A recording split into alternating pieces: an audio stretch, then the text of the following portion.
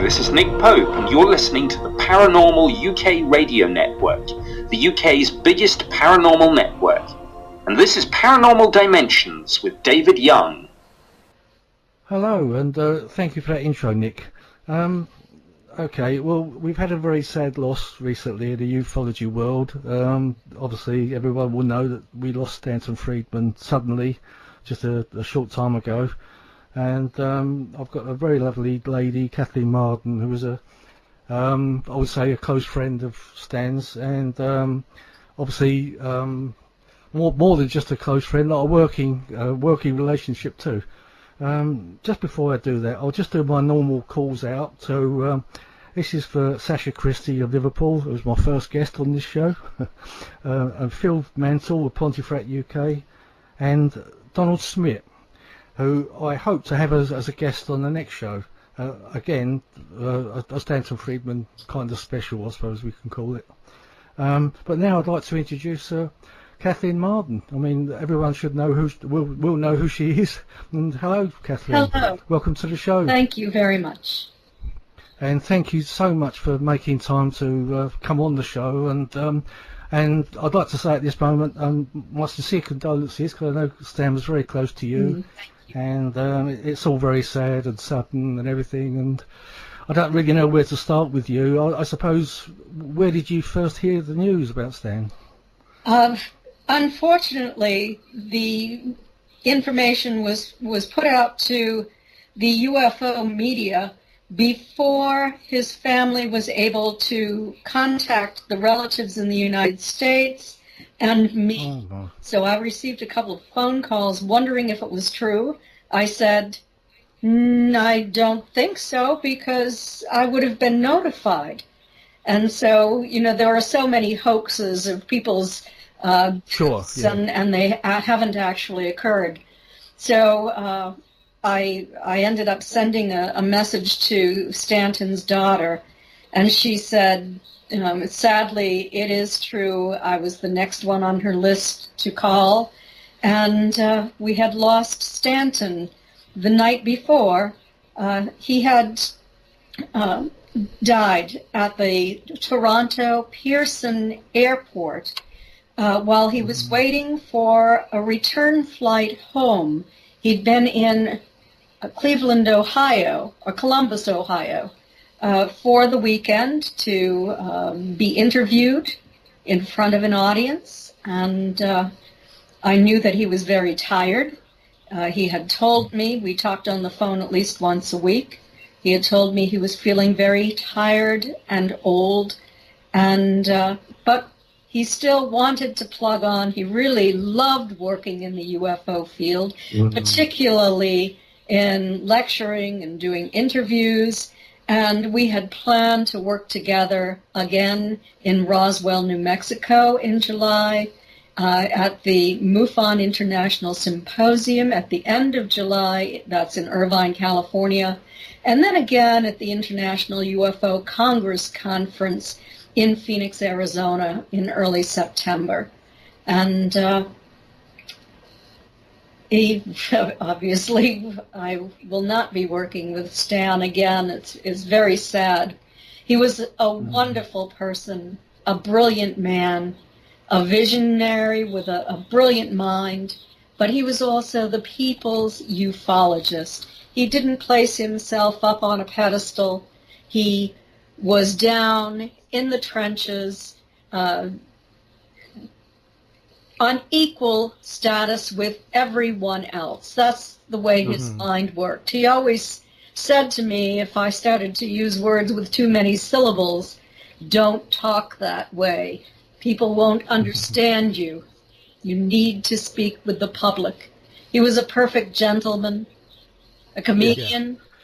He made everyone laugh, and every time he gave a presentation or did a radio show, kind, generous, loving.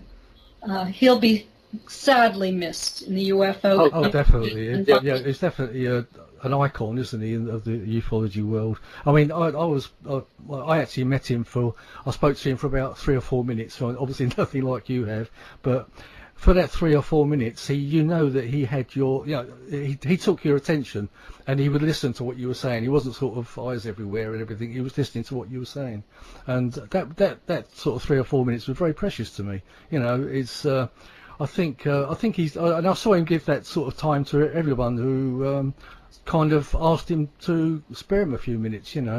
He's, I think he was a gentleman of ufology.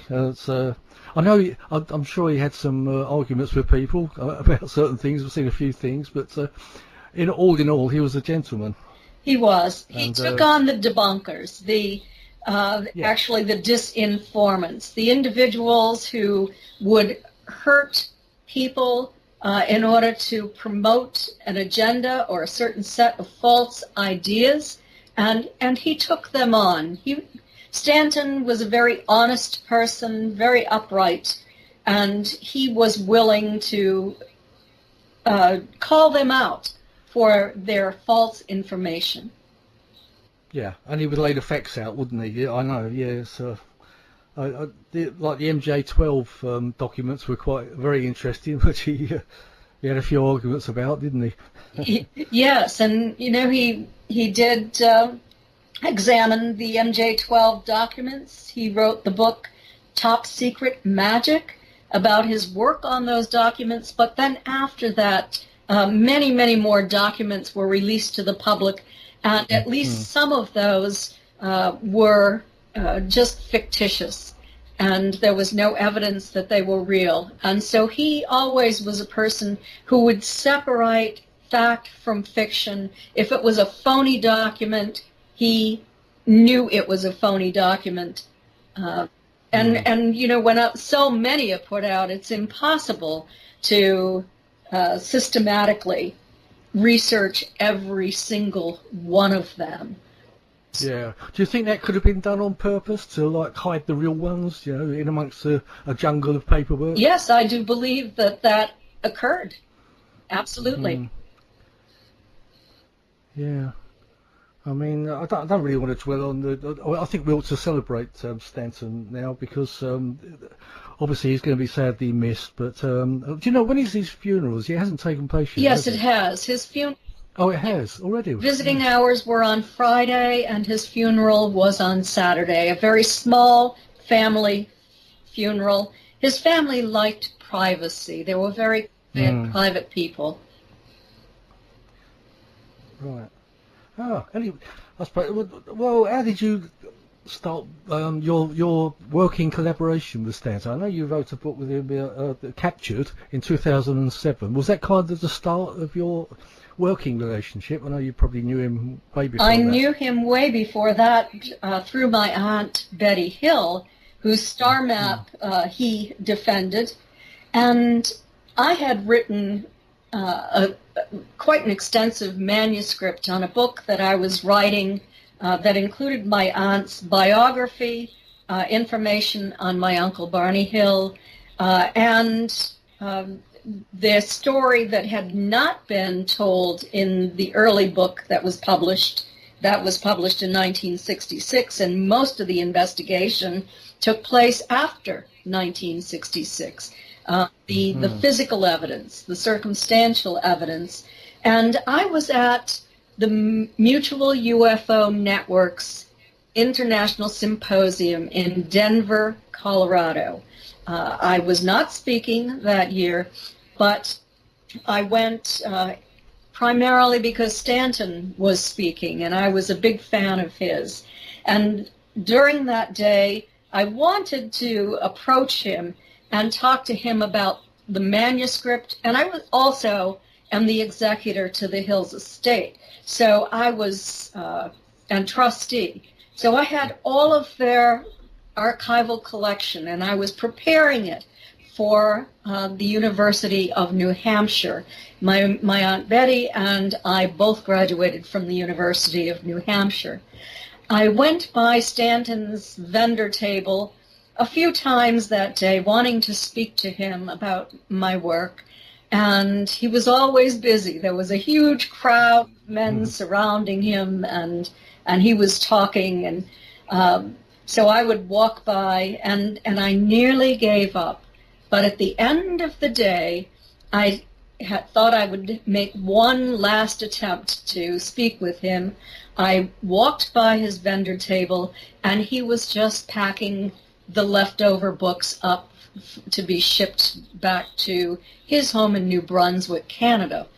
And I spoke with him, and he said, well, why don't you join me for dinner? So we went to the dining room, and we sat down, we had a dinner together, and at the end of our conversation, he told me that he was very interested in my work and wanted to arrange to drive from his house to my home in New Hampshire. I live in Florida now, but I lived in New Hampshire then. And so we arranged for him to visit my husband and I, and he stayed for a few days. He reviewed all of my files, read my manuscript, and at the end of this reading, he told me that he was impressed with what I had written, that he would be happy to join me because I was being scientific and unbiased. So that was the beginning. I wanted him to write more of the book than he had time for. He had time to write the beginning of the book, the foreword, and he also had time to write 2 chapters in the book on his involvement in the star map investigation and his arguments against the debunkers. So that was his contribution. We worked so well together, traveling, working at a vendor table together, sometimes even lecturing on the Betty and Barney Hill UFO experience together. Sometimes I did it without him. But we developed a great friendship, and we went on to write 2 more books together, Science Was Wrong and Fact, Fiction, and Flying Saucers. So it was, I thought that we achieved a lot. He did as well, and we had a very happy working relationship.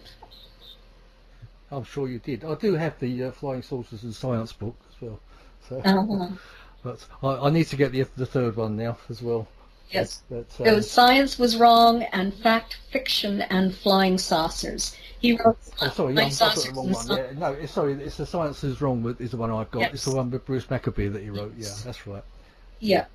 Oh, so I mean, would you mind going over the case of the Betty and Barney Hill? I know you've probably told it so many times, but I think just in case there are people out there, and I never get fed up with hearing it, and to hear it from yourself would be wonderful if you wouldn't mind. Certainly. Well, I was 13 years old when my aunt Betty Hill and my uncle Barney decided to take a short vacation to Niagara Falls. I had been there the previous month. I had photographs of the trip. I had gone with Betty's sister, my Aunt June, and we had a wonderful time. And Betty turned to Barney and said, I've never been to Niagara Falls. I'd love to go. And Barney decided to surprise her with this trip. In September of 1961, she had a work vacation. She was a social worker for the state of New Hampshire, and he took a few days off from his job at the post office. They set out, they went to Niagara Falls. It doesn't take very long to visit Niagara Falls, so they continued on through Canada up through Ontario, then on to Montreal, where they had a wonderful time visiting, and decided to head back to New Hampshire on the night of September 19, 1961, because a hurricane was coming up the coast and they wanted to be at home when the hurricane hit. So on their journey home through upstate New Hampshire, Betty spotted a new light in the sky that was coming in closer and closer. She called Barney's attention to it, and he decided to stop to get a better look at this thing. She thought it might be a satellite. He thought that it might be a conventional aircraft. But they got out of the car and they looked at it. They realized it was silent. And they had binoculars because they'd gone to Niagara Falls. They wanted to have them for that. And the craft came in closer and closer. They got back into the car, and it was traveling along beside the car, sometimes in front of the car. And as they entered an area called Franconia Notch, which is a beautiful tourist section in New Hampshire, tall mountains on each side, a river that runs through it, and a fairly narrow road in that time frame. There's a highway there now, but they went past Cannon Mountain, which was a ski area, still is, and on the top of Cannon Mountain is a building that was lighted. And my aunt observed as the craft went over the top of the building, the lights turned off. And that is an indication of perhaps electromagnetic interference from the craft. We don't know for certain. They continued on to the Old Man of the Mountain, which was New Hampshire's symbol. It sat high on the side of a mountain, and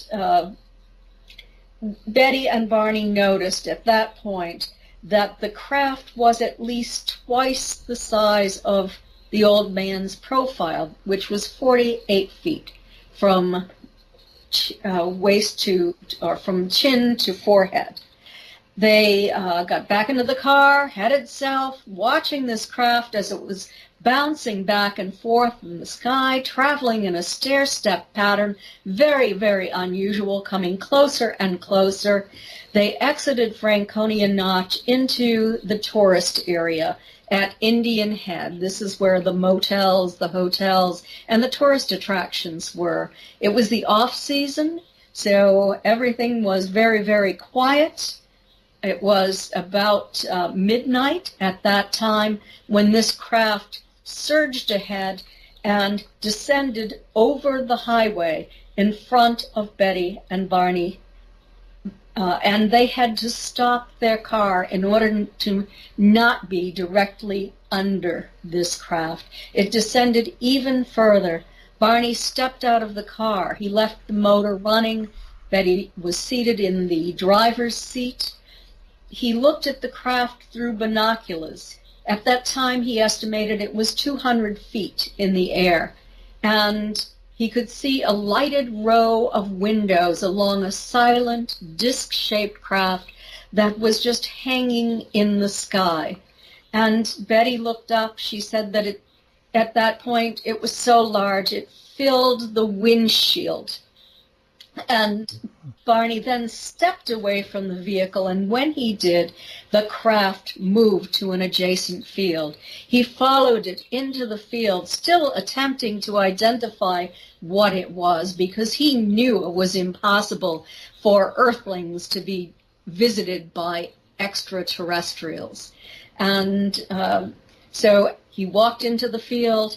The craft had now descended to within 100 feet of the ground, and he put the binoculars up to his eyes. He saw 8 to 11 non-human entities looking down at him. He became frightened. He was trying to convince himself that this was something else, that his eyes really weren't seeing what they were seeing. There was cognitive dissonance going on there. All of a sudden, everyone except for one of these figures moved away from the window toward a panel. Their arms went up, and when this occurred, something started to drop down out of the bottom of this craft. Barney immediately feared for his life. He thought they had a plan, and that plan was to capture him like, quote, a bug in a net, close quote.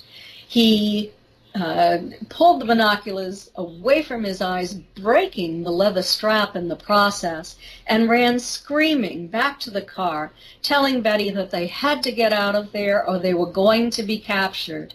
As he was entering the car, he noticed the craft was moving back in his direction. He went speeding down the highway. He told Betty to roll down her window and look up. She did. She was expecting to see lights from the craft because tiny red lights were on each side of that craft and had started to extend out on little wing-like structures. She rolled the window up. She said, "I can't see anything. Maybe it's gone. All I saw was blackness."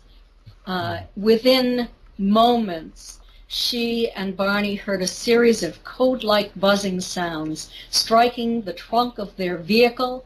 It caused the car to vibrate, and a tingling sensation passed through their bodies. The next thing they knew, they were 35 miles down the highway with very little memory of what had occurred in the interim. They did remember encountering a roadblock somewhere. They weren't sure where that was. It seemed that they had somehow turned off the highway and onto a strange road. They didn't know where that was or how they arrived back at this spot down the highway 35 miles. They heard another series of buzzing sounds, and Betty looked for the craft again. Barney stopped the car, drove from side to side on the road, trying to make that sound, still arguing with Betty. It couldn't have been a flying saucer. He wasn't able to prove that. In fact, there was a great deal of evidence. When they arrived home, Barney's best dress shoes were so deeply scraped that he had to buy new shoes. There was vegetative debris on his pant legs. Betty's dress was torn in several places. She put it in her closet. When she took it out again, there was a pink powdery substance on the dress. The watches, wind-up watches they were wearing that night, were working perfectly fine before their close encounter with the UFO. They never ran again. Both watches were broken. And the trunk of their car had shiny spots that had not been there the day before. Several of them, about the size of quarters or silver dollars, what we had in the United States. And Betty was curious. She called my mother. We had a neighbor who was a nuclear physicist. And my mother asked what Betty should do about this. He said, if you have a compass, take it out, move it around the car, and see if the needle of the compass moves. Well, when Betty placed it over those spots, the needle whirled. But when she moved it to another part of the car, the needle dropped down. And this was on the trunk, I think you might call it the bonnet. That's right. Yes. And so there were so many mysteries. And Barney was deeply disturbed about what he saw. He had conscious, continuous recall. It's in the earliest reports of observing entities that were somehow not human, dressed in shiny black uniforms, looking down at him. And he developed post-traumatic stress disorder over the experience he'd had.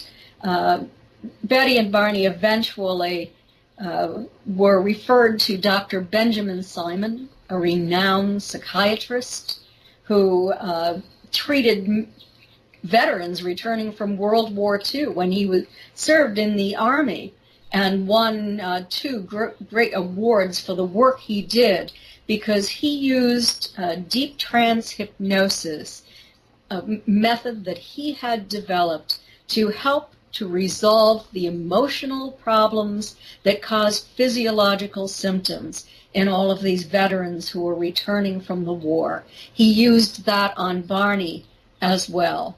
Betty was not suffering from the trauma that Barney was. Betty had not seen the non-human entities. At least she had no conscious recall of that, as Barney did.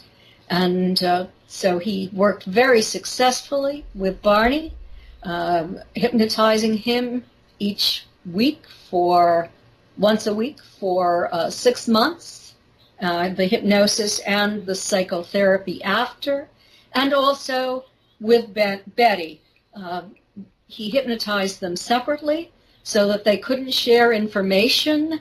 That was extremely important in the investigation of this case because one did not know what the other saw or said about it. And in the end, their stories meshed. I just must correct myself when you said about the trunk. It's actually the boot we call it here. Okay. And it's and the hood, what you call it, is our Astor bonnet. Oh, okay. Okay. So, just to get myself right, otherwise I'll get people saying, "Oh, you got that wrong." sorry about that. No, I'll have it's to brush my up on my British terms. I was actually very fascinated about the star map investigation because Stanton was heavily involved with that, wasn't he? Yes, he was. I don't know if I've sort of skipped away from the regression part of it.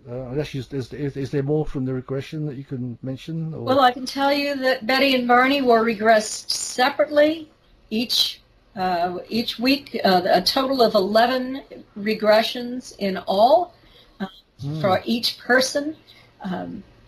And these were 1-hour sessions. Through hypnosis, they separately recalled every part of their trip, including the close encounter, and then their memories were opened up to identical stories of finding themselves in a strange place, tall trees all around, a dirt road, and a roadblock in front of them. These entities walked toward the car. Betty and Barney became very frightened when they realized that these were the entities that Barney had seen in the field. Betty tried to run away, to escape. She was intercepted.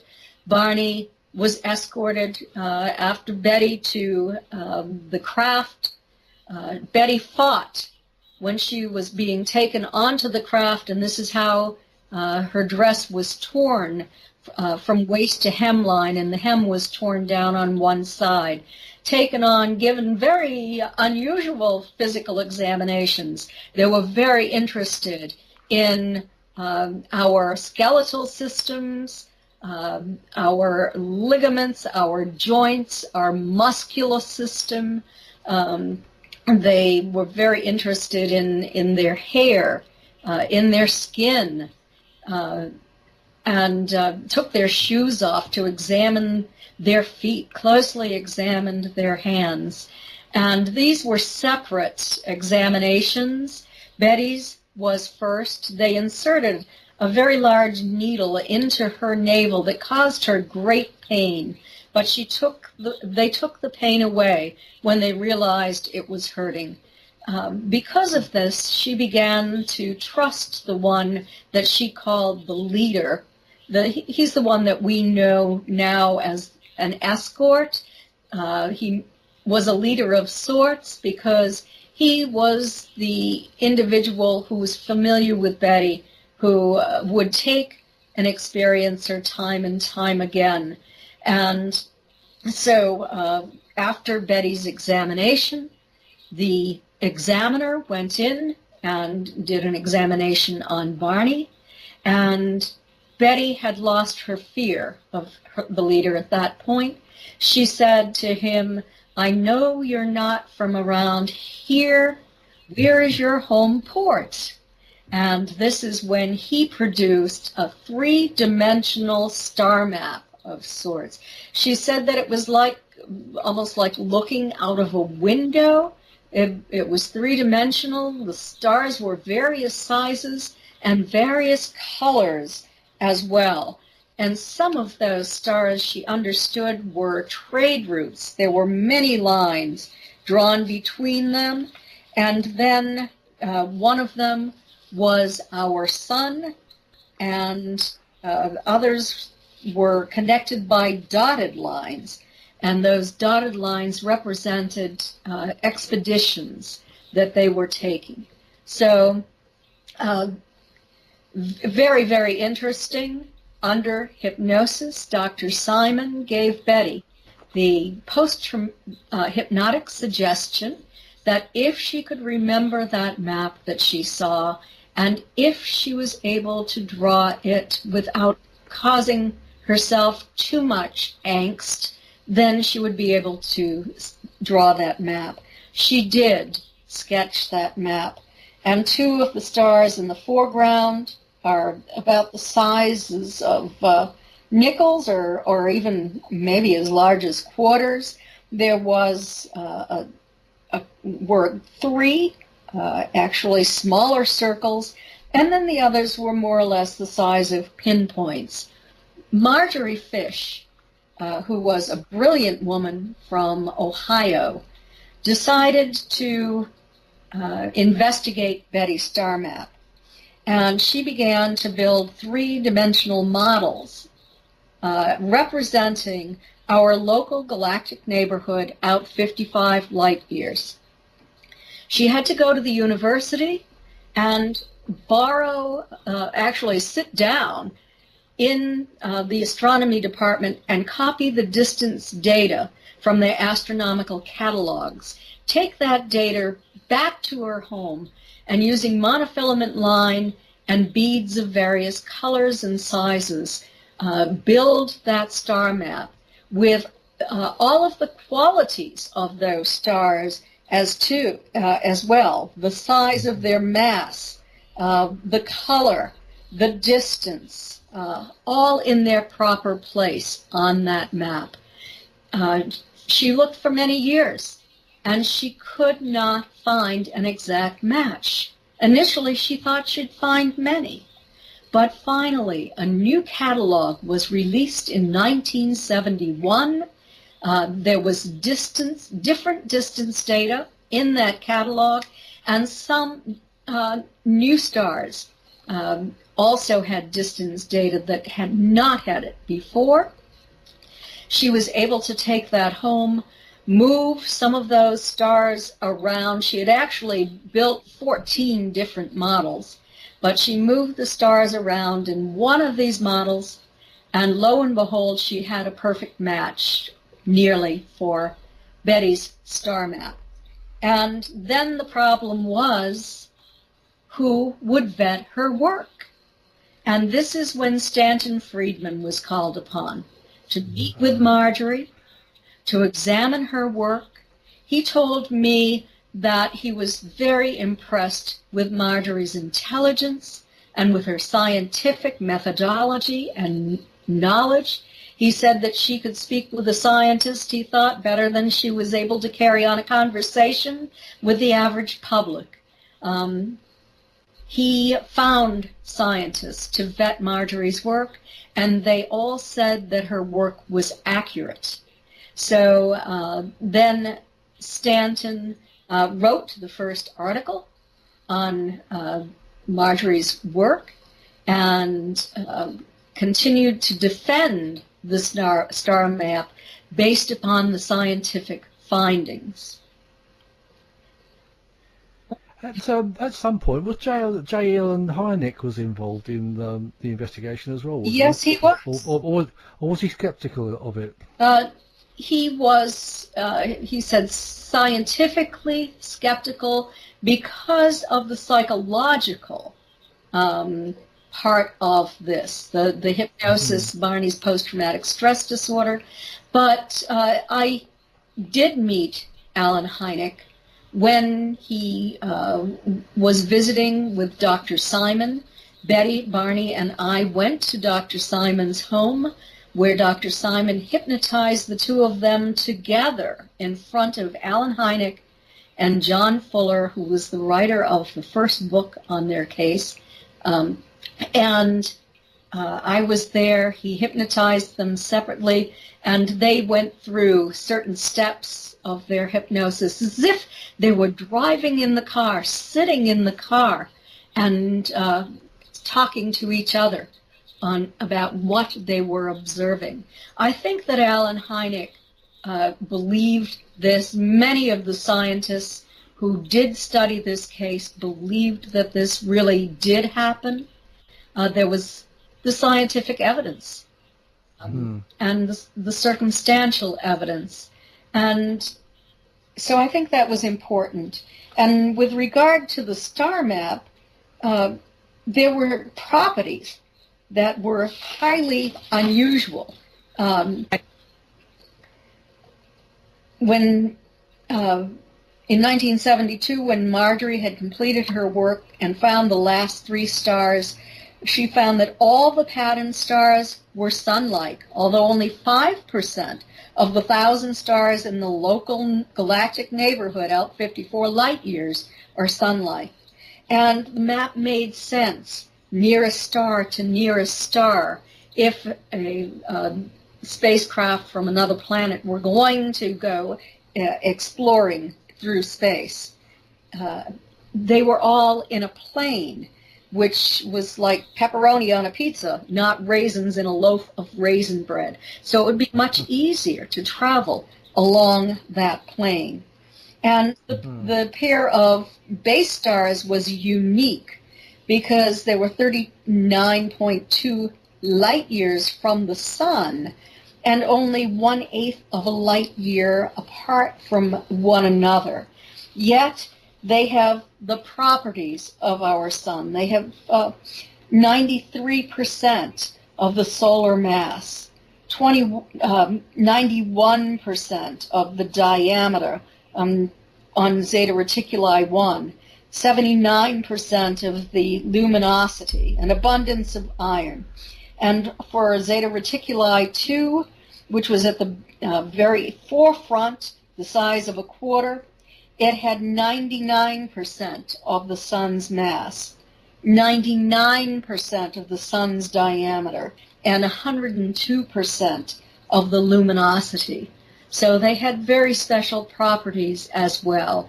And I know that we are finally, our scientists are going to take a look at those 2 stars.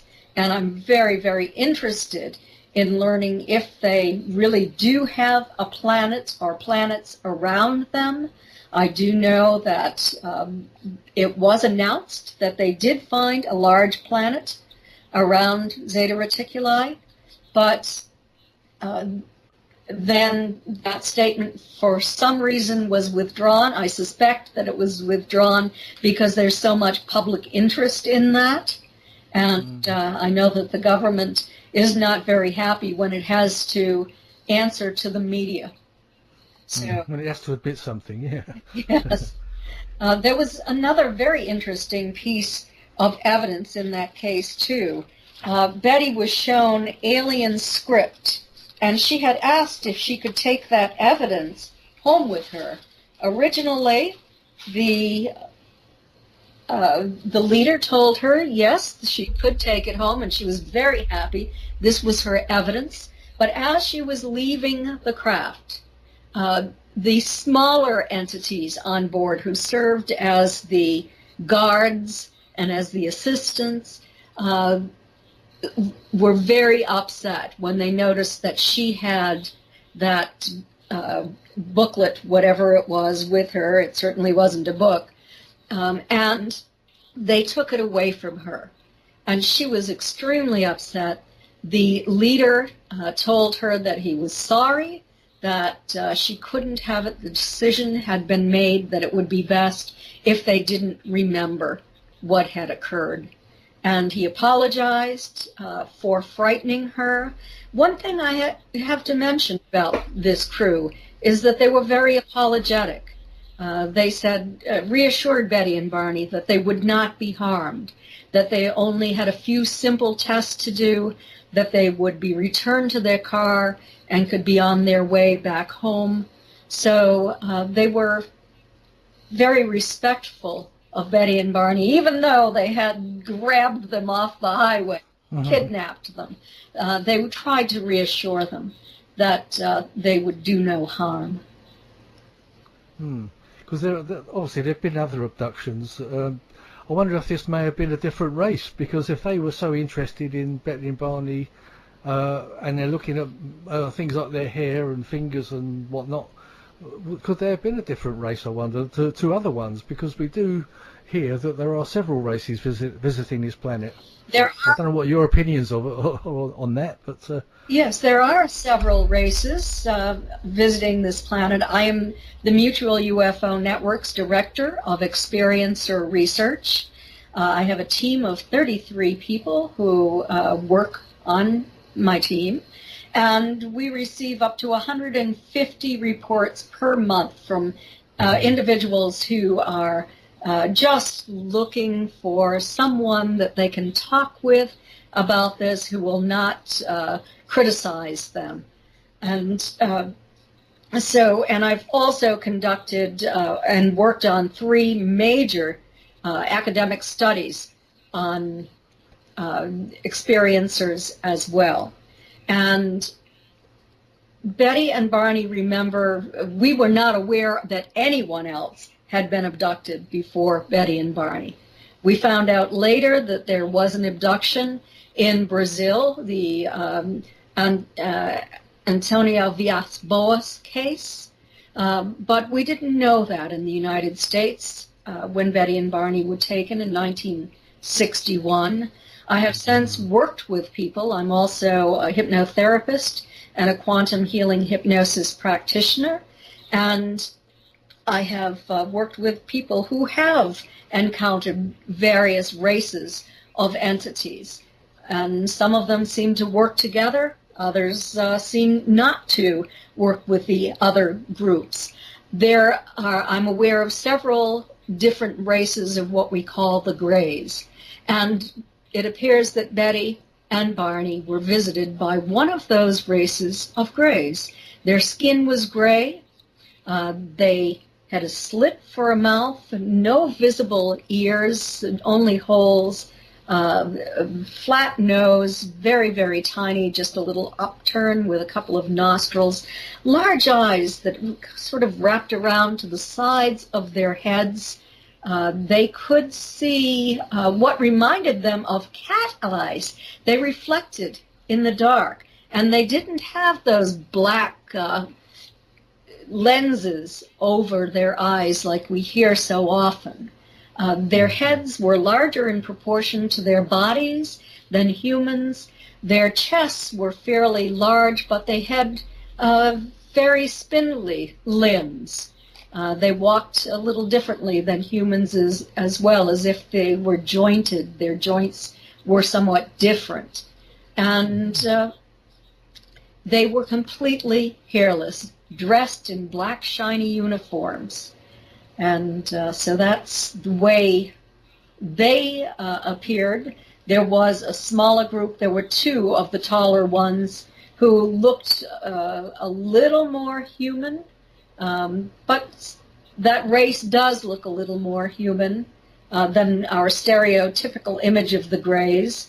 And then there were the stereotypical little Greys who might be biomechanical. I don't know for certain, but that's a speculation I have. They had larger heads in proportion to their bodies. They were shorter than the other 2, and they did have black eyes.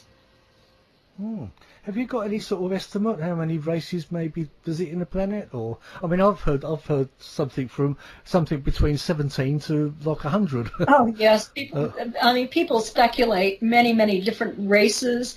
I think that we have to consider those that are most frequently reported, and those are several races of Greys. Also, human-looking entities who are not completely human. They speak telepathically. They're very attractive humans, and they state that they live to be 800 to 900 years, and that they did live on Earth at one time in our distant past, but the planet had become uninhabitable at that point, and they had to move on. There's also a group of insectoids, mantis-type beings that seem to work with the Greys and sometimes work with that race of human type aliens. Yeah, I've heard that before, yeah. And then we have the reptilian race that, of course, there are 3 different types of reptilians, ranging from a lizard type to kind of an alligator kind of face-like to an actual draconian type with a tail. They tend not to work with the other races unless they've captured them. And then we have also reports of tall whites, tall goldens, blue entities. And then it diminishes significantly after that. Some people think that Sasquatch is actually an interdimensional alien kind of being. I don't know. This is just, I'm giving you information based upon the studies that I have participated in. Yeah, obviously, you can only go by what information comes your way, can't you? Yeah. It's interesting stuff, though. How do you see your future role in ufology? I mean, are you going to? I know Stan's left a big hole. Do you feel you could fill it? Well, I have to tell you, I am not a nuclear physicist. I took this in high school, and I'm not a Stanton Friedman. We thought very much alike in our reasoning. That's one reason we worked so well together. My background is in sociology, education, and social work. And I intend to continue. I have written a new book, which will be released on September 1st. It's for experiencers, their families, their loved ones, their friends, and anyone who is interested in this topic. It's titled Extraterrestrial Contact, What to Do When You've Been Abducted. And so I will be speaking at many, many conferences this summer and into the fall. They're all listed on my website at Kathleen-Marden, MARDEN.com. And I will continue in my work with experiencers. I might even do some more archival research like I did with Stanton. It was very enjoyable. I like it very much, particularly government documents. But I am also working in support, in a support role with experiencers. I will be doing support sessions at several conferences, support groups, workshops for experiencers, and PowerPoint presentations as well. And I'm very interested in communication. What are these non-human entities telling us? In the past, we've always focused upon the evidence, the physical evidence, what exactly happened on that craft. It's time to move on. We have a lot of information on that. Why are they here? That's the important thing that I want to know. And what is their relationship with humans? And so I do have a new PowerPoint presentation on communication with these non-human intelligent entities. How do you feel about the disclosure movement? Do you think that we've actually been, in my mind, I think a lot of it has actually been disclosed. A lot of paperwork has been released, but there's so much of it been pushed out there that you've actually got to find it. Yes, well, you have to go to credible sources. And the Black Vault is one credible source. There are a lot of documents there that have been analyzed and are real. The disclosure movement is moving ahead, I think. On December 16, 2017, the New York Times printed an article on the front page, and it was about a secret program that had been conducted through the Pentagon and funded through Congress by Senator Harry Reid's work to study UFOs that might be a threat to national security. It was called the Advanced Aerospace Threat Identification Program. And so far, they have released videos of 2 different UFOs with highly unusual properties that have been studied scientifically.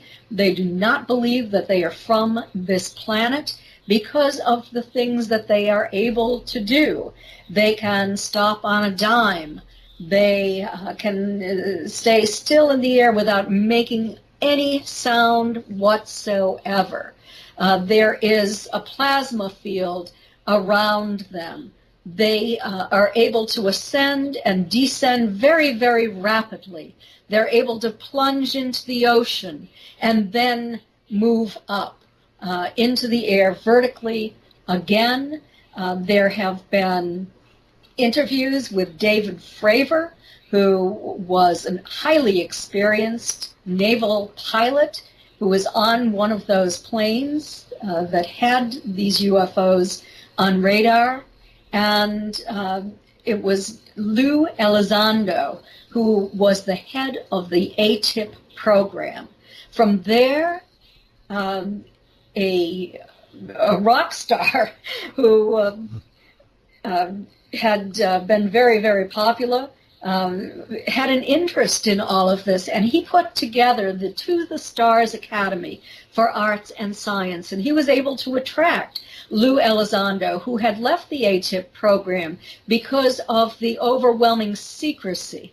And he and others were able to attract several individuals, top-level scientists for the government, and military intelligence people, CIA people, and they are working together on disclosure. And I think that disclosure is probably has happened. Lou Elizondo said it did happen on the front page of the New York Times. They don't publish false information. It has to be checked out. But it will continue to take place in the United States. And, we're the ones who always dragged our feet. Other countries have been much more willing to come forward with their UFO files. So I think I'm optimistic that it will happen. As you know, in the UK, they've really released a torrent of UFO files, and I think a lot of the disclosure is actually buried in amongst all that, and you've really got to go through it. It's like hiding a tree in a forest, I think. Yes, really. Yes, and this work is very tedious because you do have to go through thousands of files before you can find a gem. Yeah, I mean, on my site, I've got a Paranormal Dimensions site on Facebook. Obviously linked to this program, so I will put a lot of links and things to yourself and your website and books and everything else. I've got about a few more. I've got a few more minutes to let's see if I can find a couple of questions. Now, what interested, that pink powdery substance that was on Betty's dress, wasn't it? I don't suppose any of it was analysed. Yes, it has been analysed. It was it? 6 different scientific laboratories. And the first was the University of Cincinnati chemistry department. They did everything they could to try to analyze what that powder was, and to create that on her dress, to bleach it out, to do everything. They could not create that same effect on Betty's dress. It has been analyzed by several other scientists, 5 additional ones who were at the top of their field, highly qualified, and no one has ever able to identify that powder. The speculation is that the non-human entity's hands had either a fungus or a yeast on them, that because the areas of Betty's dress that were most heavily saturated with that pink powder were the areas where Betty stated they had touched her. And so what the speculation is that perhaps they used a sterilization process on Betty's clothing, on Betty when she entered the craft. It killed the bacteria, and that this fungus or yeast deposited from their hands onto the dress grew and flourished and then died off. The substance fluoresced under a black light, and we'll find that that certain yeasts and funguses do as well. Does it still exist? Yes, her dress is in an archival collection at the University of New Hampshire, her alma mater. Right. So is it I mean, I just wonder if it might end up in the Roswell Museum or something at some point. No, it won't. There are photographs of her dress. I'm giving a lot of my archival collection to the Roswell Museum, and the photographs of the dress. So they have that, but they don't have the dress itself. It will remain at the University of New Hampshire in Betty's and Barney's archival collection. There are two archives in their names. One is for their civil rights activities, their work in the civil rights movement in the United States, and also their UFO collection. Right. I imagine that's really where it should be, isn't it? So yes. Yeah. It would be nice to have part of it at the Roswell Museum, but when I gave the dress to the university, I hadn't even thought about cutting out a piece of it to give to the museum, unfortunately. Yeah, just one of those things, isn't it? So what keeps you motivated in this business? Do you have any disappointments sometimes? I'm fascinated by this research. I'm constantly looking for the answers. And when I find one answer, I move on to look for another. So that consumes nearly all of my time, in addition to the work that I do with the Edgar Mitchell Foundation, research into extraterrestrial and extraordinary encounters, and the Mutual UFO Network. I'm very busy with those. I'm speaking at conferences, and I will write another book as well. I'm just, I have to decide what I'm going to write it on. Oh. Should I write a book on Stanton's life, the Stanton that I knew, and my memories of the work we did together? I think that would be really a lot of fun to do. Yeah, I think that should be done, actually, Kathleen. I think that would be wonderful. I think somebody should. Yeah, I think you really should do that. There you go. That's my opinion, for what it's worth. Well, thank you for your opinion. I've received the same opinion from several other individuals. Yeah. Oh, good. Anyway, thank you very much for your time. I'm afraid that's gone so quickly. Yes. It's been wonderful. Thank you so much again for sparing your time. Once again, my sincere condolences. You know how everyone feels about. I mean, I think we were all shocked and disappointed and upset and got all the other words of description. Yes. But again, thank you, Kathleen, and I hope to get to speak to you again at some time. But I'll certainly keep a lookout for those books that you're talking about. Oh. And all I can say is thank you again for your time, and it's been wonderful talking to you. And everyone out there, you've been listening to Kathleen Marden on the Paranormal UK radio network and the Paranormal Dimensions with David Young. And again, thank you, Kathleen, and goodbye, and hope to meet you again. Take care of yourself.